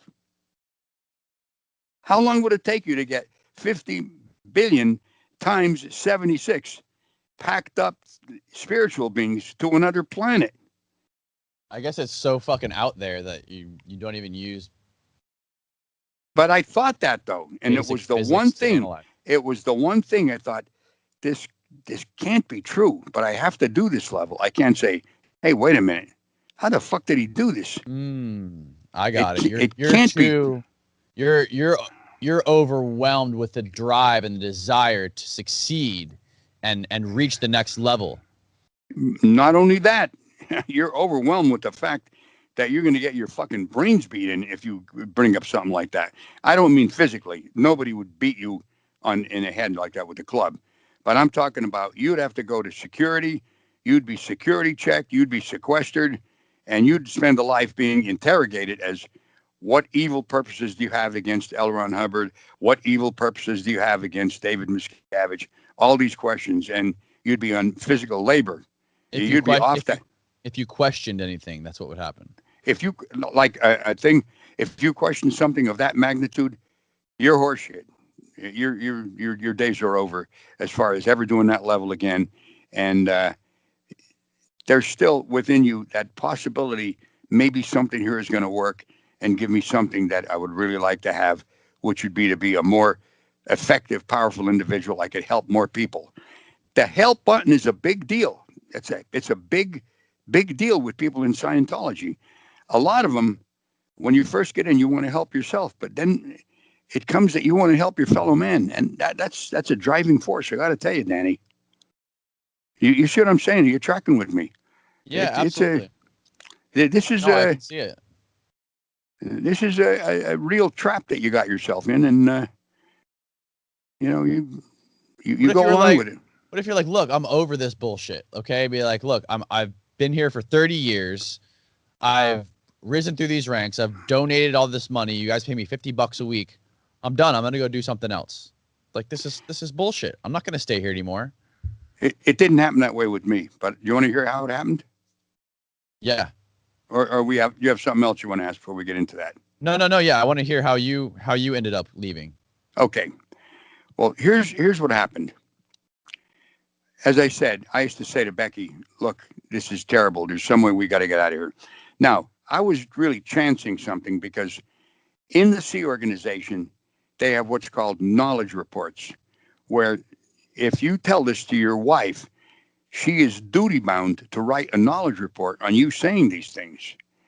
And this happens to many people where the husband will say something to the wife, she'll write a knowledge report and turn it into the ethics section. And now you have to go through interrogation and everything. They try to turn everybody into a snitch. It's exactly what it is. Tony Ortega calls it a snitch culture, and it's exactly what it is. It's like in Germany, Hitler's youth, the little kids used to write up their parents, and Gestapo would come over, and the kid, I'm sure, regretted it at that point, but the kids were indoctrinated into doing that in Nazi Germany. So now, this is going on, and it's becoming more and more oppressive, and more rules are being done, and to the point where I don't know how the fuck I'm going to live this way. Now, David gave me a Kindle as a present. I think it was a Christmas present. As a matter of fact, it was a Christmas present. And you're familiar with the Kindle. We went over that, right? Yeah. A Kindle, and I'm sure the people watching this knows, but it's an electronic form to store books and you can read them. Yeah. So was your Kindle loaded up with L. Ron Hubbard books? My Kindle was loaded up with all of L. Ron Hubbard's science fiction books. Whoa. Okay. And I don't know how he did it, but he got somebody to put it on there, which was great because you can't do it. I don't think it's available on Amazon, so he had to get it put on there. So anyway, the security guards are making a concentrated effort to get this Kindle away from me, and I don't know why. And finally, I said to him, listen, I'm not giving you this Kindle. David gave me this. Now, that backed him off totally because David's the chairman of the board. He's like the supreme commander there. There's nobody above him. So they just backed off. But I couldn't figure out why did they want to get this Kindle. I mean, they wouldn't take it from me and use it for their own purposes. That would be, they might as well cut their own throat if they did that. Mm-hmm. But anyway, one night I get home and I would get off a little bit early because I had an incident that happened to me where I had heart palpitations for like 12 hours straight. And I went in to see a doctor and he put a Holter monitor on me, which is a thing that detects your heartbeat. And at night, sometimes my heartbeat would go up to 138. So the doctor said, look, you got to drink less coffee, don't smoke as much or quit smoking. and I got up an hour early to get extra rest. It's necessary to tell you that because I'm home laying in bed and I'm reading my Kindle. And Becky's not there, and everybody else is still working that extra hour. So on a Kindle, and I had the older one, which had a mechanical toggle switch that if you press to the right, the cursor would go to the right. If you press to the left, it'd go to the left. Press up, it'd go up, and press down, it would go down. Now, one of the things that was helpful in was this. If you ran across a word that you didn't understand the meaning of, you could select that word, press the toggle switch to the right, and it would take you to a dictionary and give you the definition. I'm reading, I run across this word, I select it, I press the toggle switch to the right, and for no reason at all, I kept it pressed to the right. It went dictionary, internet. I was on the internet with no filter. A complete mistake, because on that base, if you went on the internet, there are filters on them. You couldn't look at anything about Miscavige, about Scientology. You could buy things that way. You could buy, clothing or whatever. Now I'm on the internet with no filter. And I thought, whoa, I'm out of the pen. The dog's out of the pen. I'm going to go and see what else is up. So what'd you find? Well, here's what I found. And it was the key thing that probably was the tipping point, as you just mentioned. That expression I do like, because it was the tipping point. There was a person on that base named Annie Tidman. Annie Tidman was one of those Commodore's messengers that I talked about earlier. And she was with L. Ron Hubbard for all these years. And as a matter of fact, she and her husband were the two people that were with him when he was traveling around in his trailer, his house trailer. So she was taking care of him. So she was a very loyal messenger of his. Annie Tidman was on that base. She had to stay there. She couldn't leave the base because she was considered to be a security risk. She developed cancer. So they sent her to Los Angeles to get treatment for the cancer, and they sent a handler down with her, which would also audit her, counsel her on one of the highest levels in Scientology. I looked up her name, and up till this point, I would ask Martine, who was our medical liaison officer, how's Annie doing? Because she was a good friend of mine. Oh, she's doing great, Ronnie. Yeah, she's coming along really good. Okay, good. On the internet, she died 6 months ago. I couldn't believe it. Almost as a fluke, the next day, two girls are standing outside our birthing compound, and they said to me, Ronnie, it's Annie's birthday. We're taking up a collection for gifts for her. Do you want to contribute anything? And I looked at them and I thought to myself, I didn't say anything. I thought they're either part of the scam or they don't know anything about it and they're being duped like I was duped. And I turned them down. But that was the point that I knew I had to check into further things that were said about Scientology. And I started looking at the internet, started looking at L. Ron Hubbard's war record, which he was not a war hero at all. A lot of other things that he said and did. And it was that point that when Becky came home, I said, Becky, we're getting out of here. And then we started working on our plan to escape. Our plan to escape took us 6 months. I didn't want to leave everything behind. And the way we worked it out is this. I was 76 years old when we left, by the way, and it was on March 25th, 2012. On my 75th birthday, my wife, Becky, got my daughters, Denise and Lori, to send me 75 gifts. Some of the gifts were like a pen, or it was some little trinket, and the other was bigger, but I had these boxes of gifts. So the security saw this. So they saw that I got 75 gifts. So then we started sending out particles that we had to her mother, who was going to have a birthday. And they allowed it to go because they thought, well, I got 75 gifts. I'm probably going to give her about 70 some gifts. Do you follow me? Smart. So that's how we were able to get a lot of our belongings off that otherwise I couldn't put everything in a car. So then it's coming down to the day that we're going to leave. And I get up at 7 o'clock that morning. We have breakfast at 9 o'clock. It's a Sunday. And prior to that, what I had done on every Sunday morning for months is I would get in my car and I would drive across from the southern part of the base through the gate to the northern part, come back and go into the studio, which in the studio there was a refrigerator. And I always had maybe Italian salami, some provolone cheese, some brie, all kinds of fancy little things that I would store there. And I'd come through the main gate and I'd give these treats to the security guards every Sunday morning. So basically what I was doing was feeding the watchdogs and getting them used to the fact that I'd be going to the north side of the property every Sunday morning to get a treat before breakfast. So now we're coming to the day that we're going to get out of there. And by the way, the night before, I have a bag full of shoes in a mesh bag, and I'm putting it in my car. And one of the security guards drove by, looked at me doing this, didn't even mention it, and I'll tell you why. My cover was this. I was 76 years old. Nobody thought I would ever leave. And I was the father of the chairman of the board. And those two things were the best cover I had for our plan being executed and going into effect. Now, comes the day we're leaving. We go out to the car. I had a little notebook, which I still have, and I marked in there all the things we were taking and the things we're leaving.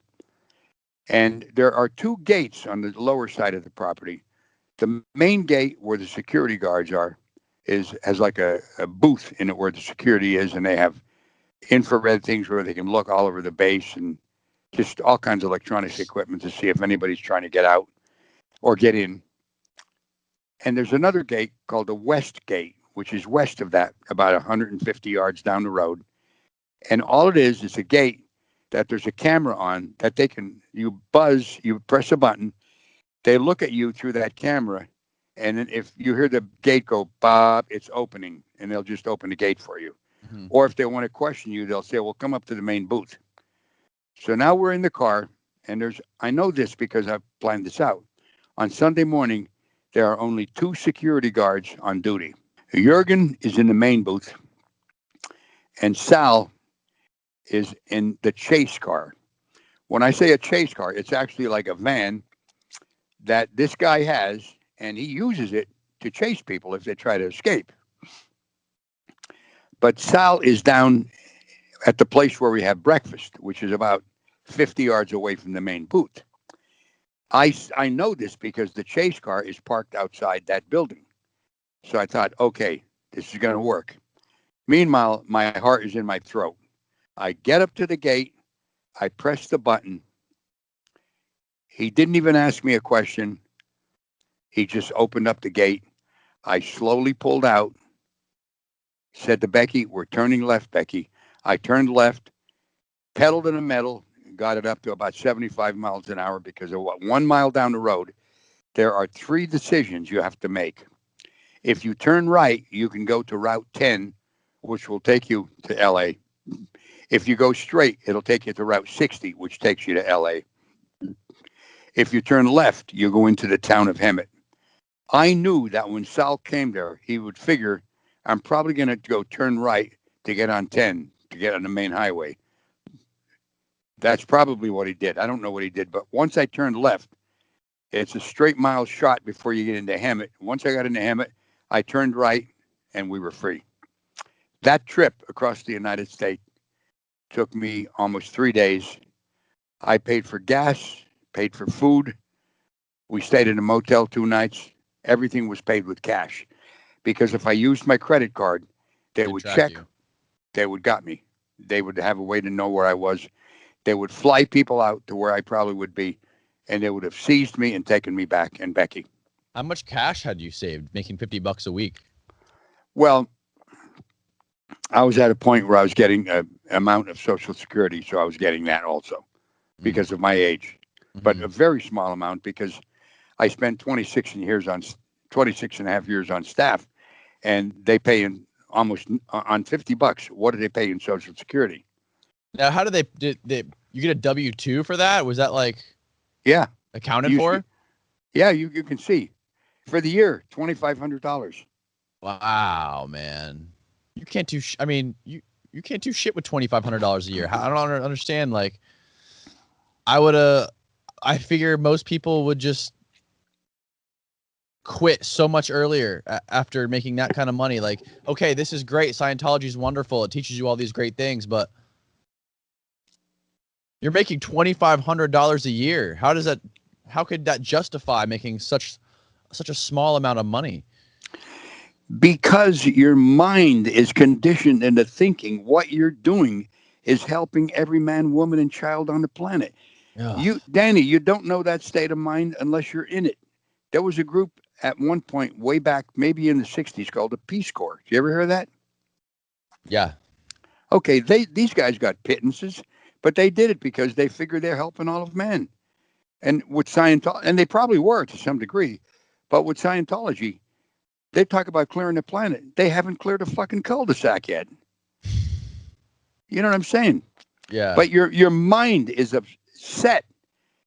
You get people on who've been in it for years. They'll all tell you a similar story.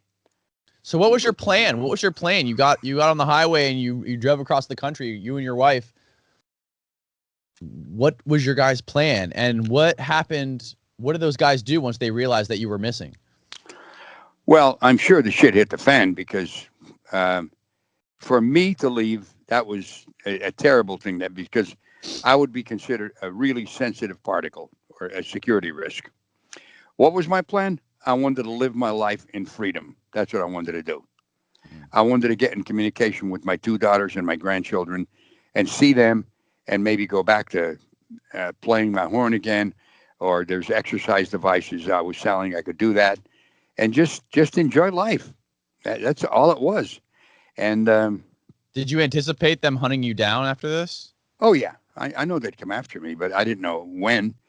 But it wasn't for maybe about almost 2 weeks that I'm sitting in my wife's mother's place. And by the way, you know, this is my second marriage. I'm married to a much younger woman. And we're sitting in her mother's place, and her mother has like a split level home. And I look out the back window in the kitchen, and there's this person, Marion Powell, walking around trying to look through the windows. So I go outside, and there's Greg Wilher and Marion Powell, who had come out to salvage me, to bring me back.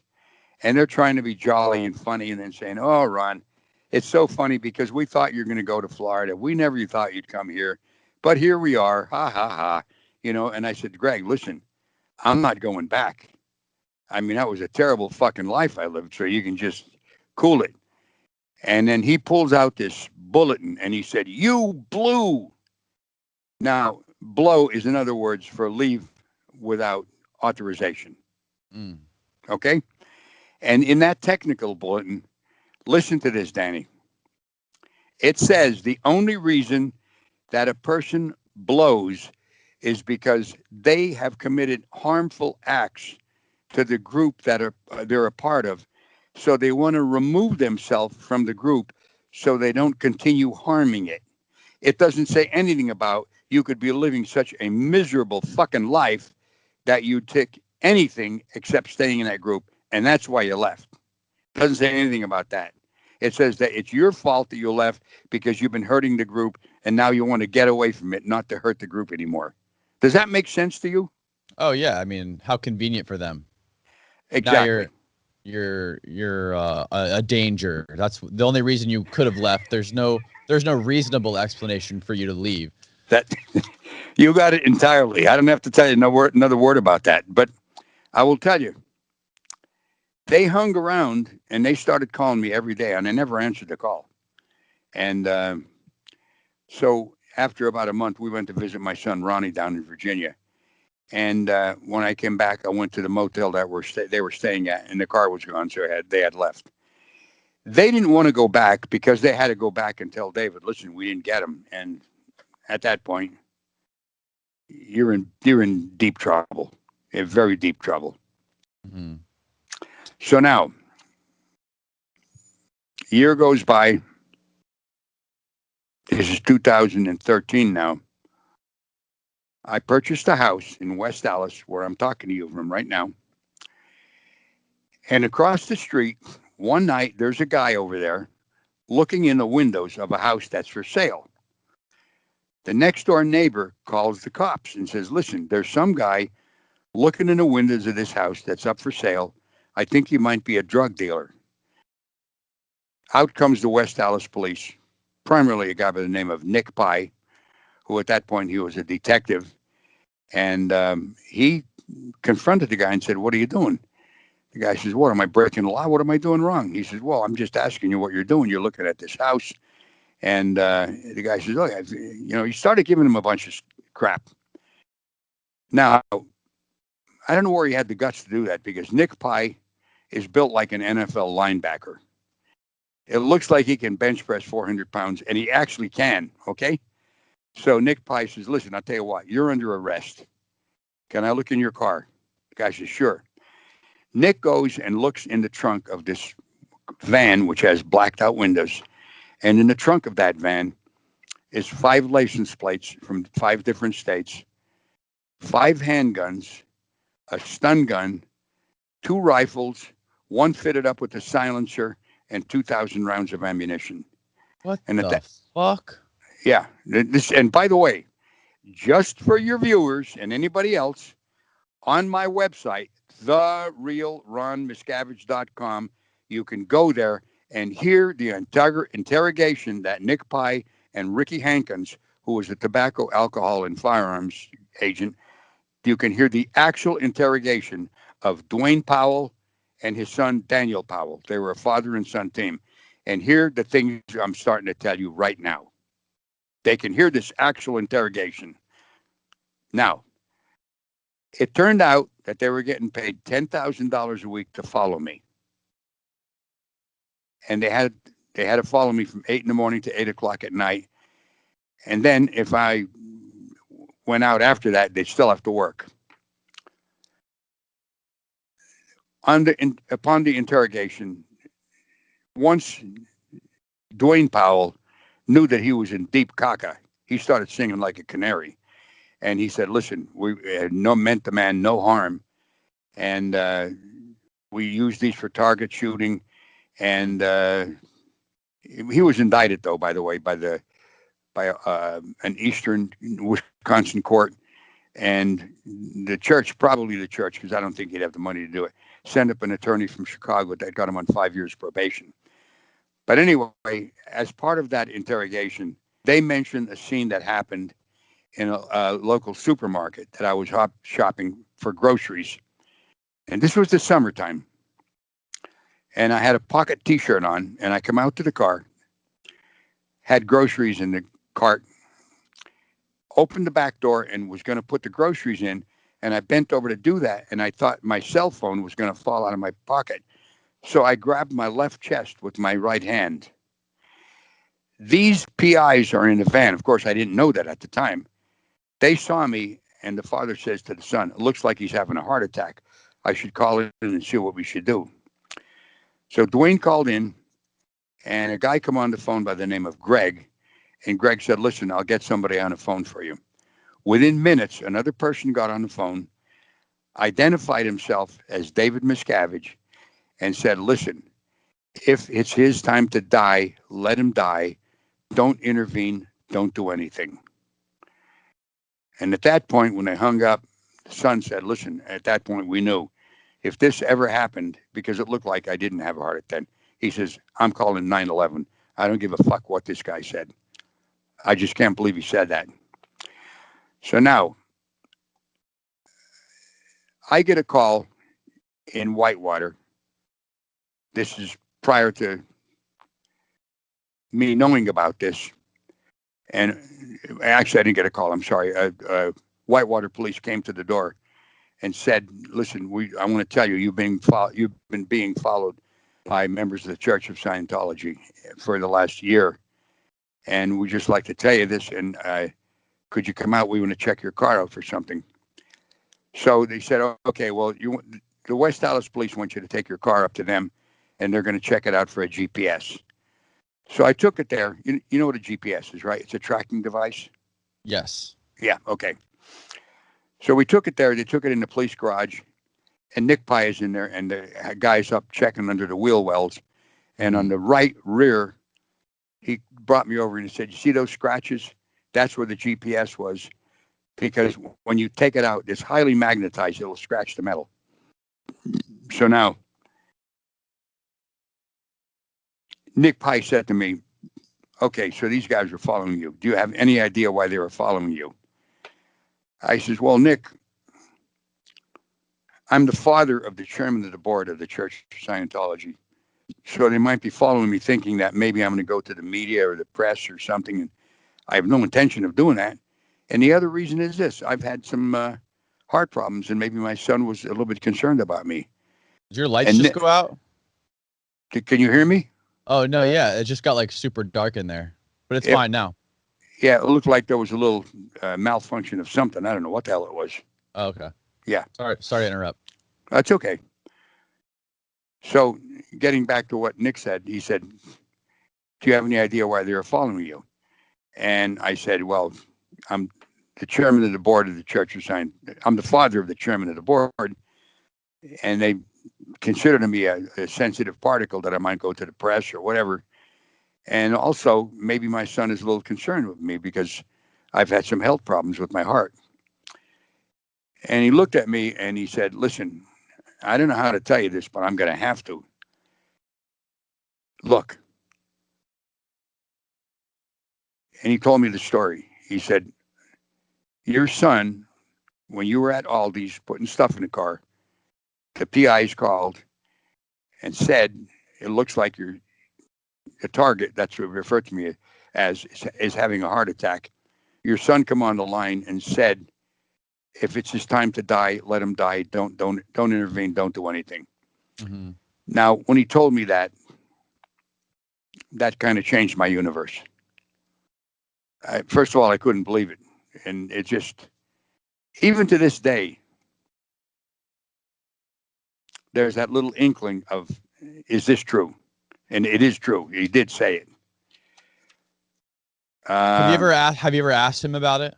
I called. I tried to get in touch with him. By the way, he has not spoken to me since I left. I called to get in touch with him, and an attorney got on the phone, and he wouldn't let me talk to him. And I said, "Listen, here's what I want you to do. Just get these PIs off my ass. Don't have anybody follow me." And he said, "Ronnie, you knew this was going to be the case when you joined up." I said, "No, I didn't.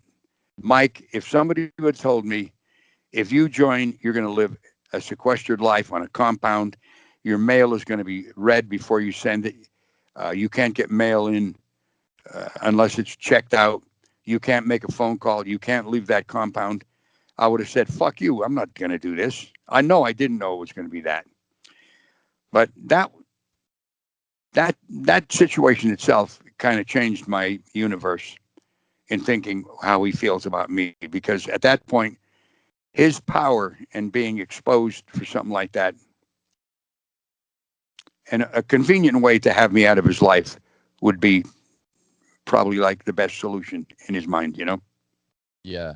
It's terrible, but why don't you think, why don't you think there's a possibility of one day your son just coming to grips with reality and just being like, look, let me at least repent for some of the damage I've done to this world, and get rid of the policies, these crazy disconnection and fair game policies where if somebody leaves Scientology or questions Scientology, our purpose from now on is to destroy that person's life.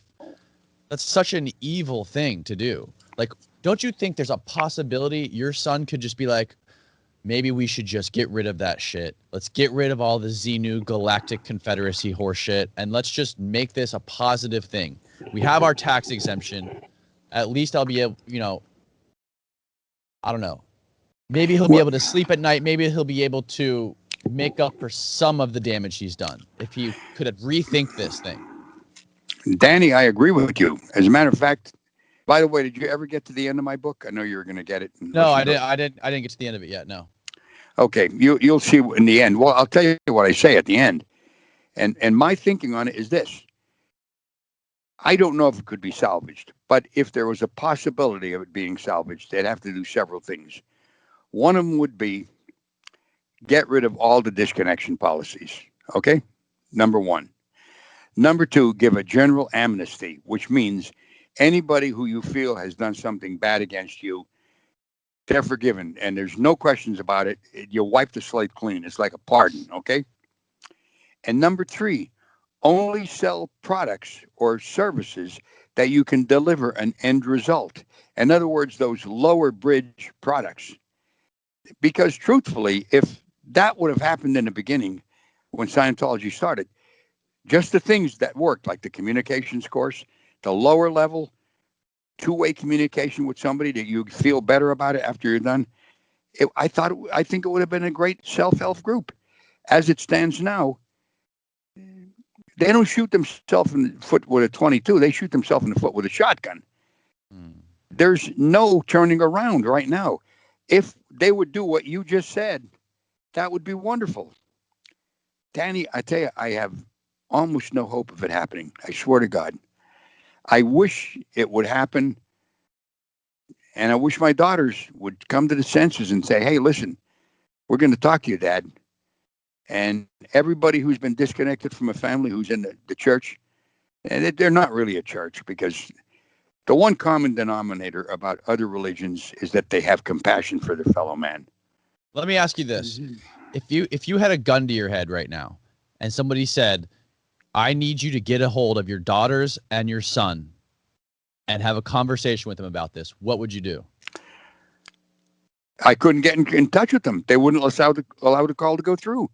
I've already tried. I was in New York City doing an interview with 2020 from Australia, and I called the organization, and I wanted to speak to David Miscavige. They put me on hold, and I would have been on hold forever. If I call my daughter Denise, I don't get through. Their lines are blocked to me.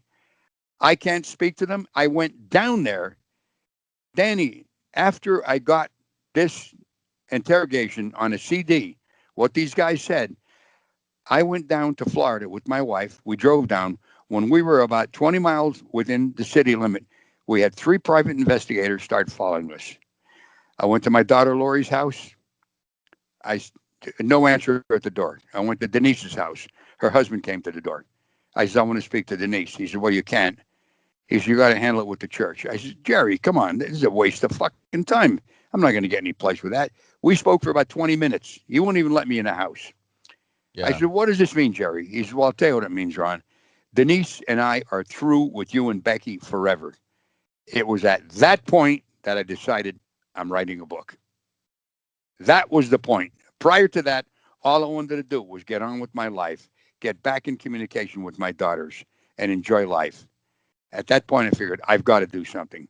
And as you know, and the book is called Ruthless, it was #1 on the New York Times bestseller list on May 6th, 2016 when it came out, and it was #1 for the month of June of the nonfiction books. Even Darth Vader at one point, when Luke was getting electrocuted by the Emperor, found a little seed of love for his son at the end of the movie. Like there's something buried deep and down, that connection with your son. Like, don't you ever think of like your kid, like think of David when he was like a young kid, 1 or 2 or 3 years old, and like that kid's still in there. Yeah, I'll tell you, of course I do. And even now, I mean, people want me to condemn him and throw him in hell and just say the fucking guy's no good. He should go to jail. I can't generate that much hate for him. I just can't do it. You have a child, and now if it's a psychopath, it's a little different, because the psychopath has no conscience. They have no care for anybody. But when you have a child and you see this new person that you help bring into life, that's a love that is just, it's overwhelming. It's something else. And I can't say, oh, I hope the fucker is this or does that. I just can't generate that much hate. And you'll see at the end of the book what I say, the finale here. I'm not going to say it on the program. If people want to know, they should They should get it and read it, because I think it's a very fair book. And I wrote it from the viewpoint of not a vindictive or I'm going to get you bastards, but I wanted to tell a story of how you can get involved in something that you think is going to be something great. And it turns out, when I say not too good, that's being very gracious. It turns out pretty goddamn bad, because you can end up losing your family, your friends, and a good portion of your life to a cause that can't be backed up by what they say it can do.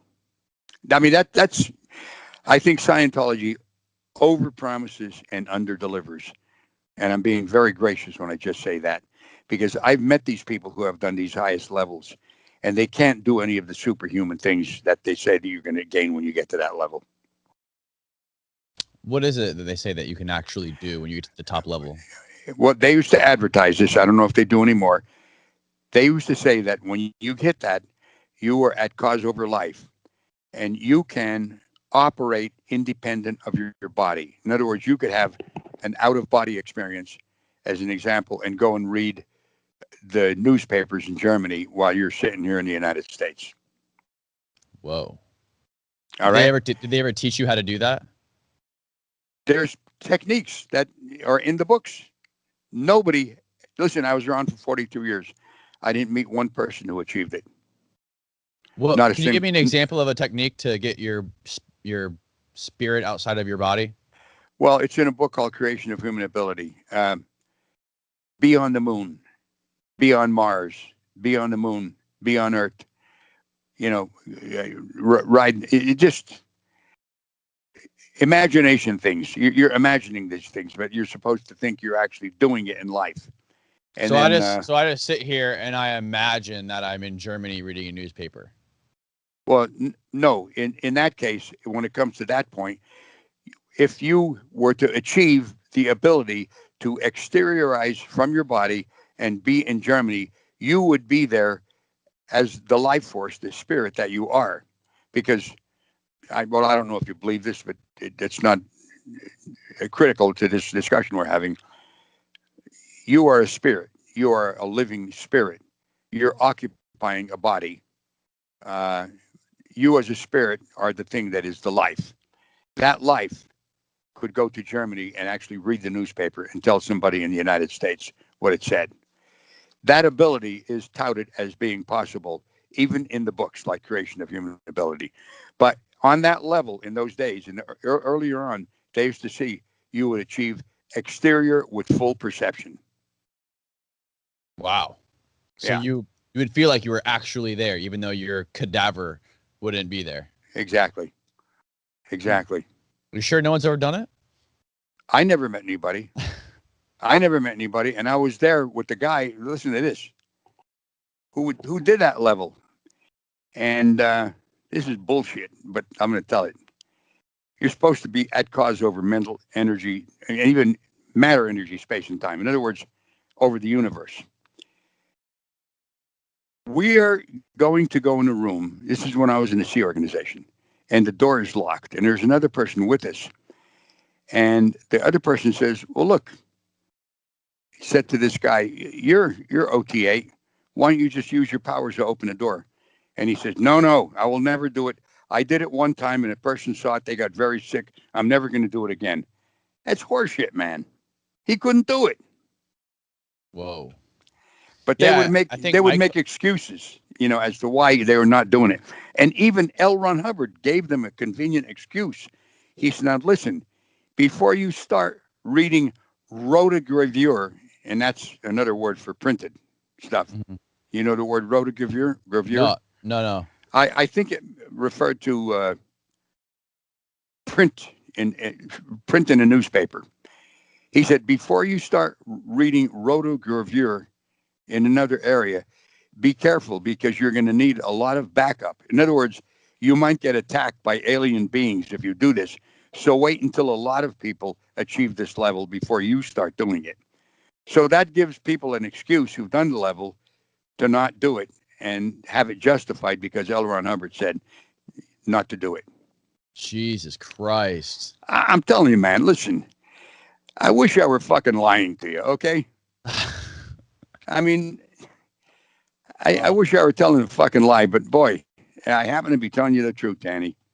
I happen to be telling you the truth. And I have a friend, not a good friend, but a friend, and achieved OT8, had a massive heart attack, and then he was in a hospital in a coma for 6 months. What the fuck?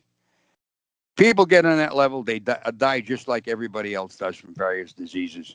Mm-hmm. There's no difference. And if you get the right treatment, and I don't know, maybe you pray to God, maybe you'll live longer, but it's not going to be done by doing the Scientology upper levels. It's just, they're not truthful. And boy, I'm being very gracious when I say that. What they want more than anything is your money. They want your money and they want your loyalty, and back them up, do everything to help them out. Don't create any bad PR. That's bad. If you create bad public relations, you're a bad man, you know? Do you think Tom Cruise or John Travolta will ever be like, you know what, fuck this, I'm out?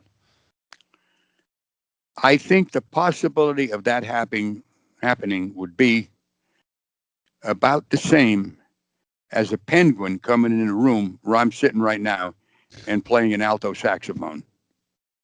That's not too likely, but the possibility of that happening might be just about the same as them saying, fuck this, I'm out. Would the penguin be wearing a corduroy jacket? No, I don't think he could get the jacket on. He'd be holding the sax in his hands, you know? Oh, true. But look at, I don't know how they would do it. I don't, they'd have to eat a lot of crow. I do, listen, I do, in addition to the interviews, I do what I call life lessons. I do story time. There's a little exercise apparatus I discovered, and I do this for my fellow veterans because it's inexpensive and you can work out with it. And I try to do helpful things. And one of the things on life lessons, I tell, what is the hardest thing you'll ever do? And I already told you this. Do you remember what I said it was? No, what was it? Admit you are wrong. Oh, yeah. People can't do it. They can't do it. If you could, I will tell you, it will change your life. Because I remember when Fernando Gamboa, good friend of mine, really a nice individual, great drummer too. He was in the Sea Organization with me. He left a lot earlier. One day we're talking, and this is a couple of years ago, more than a couple of years ago, and he said, "Come on, Ronnie, let's admit it. We were conned." When I got off the phone, I went into the hallway of my house, which I have a full-length mirror, and I looked at myself in the mirror, and I said, "Hey, Ron, you were conned. You were wrong." At that point, my life started changing quite a bit.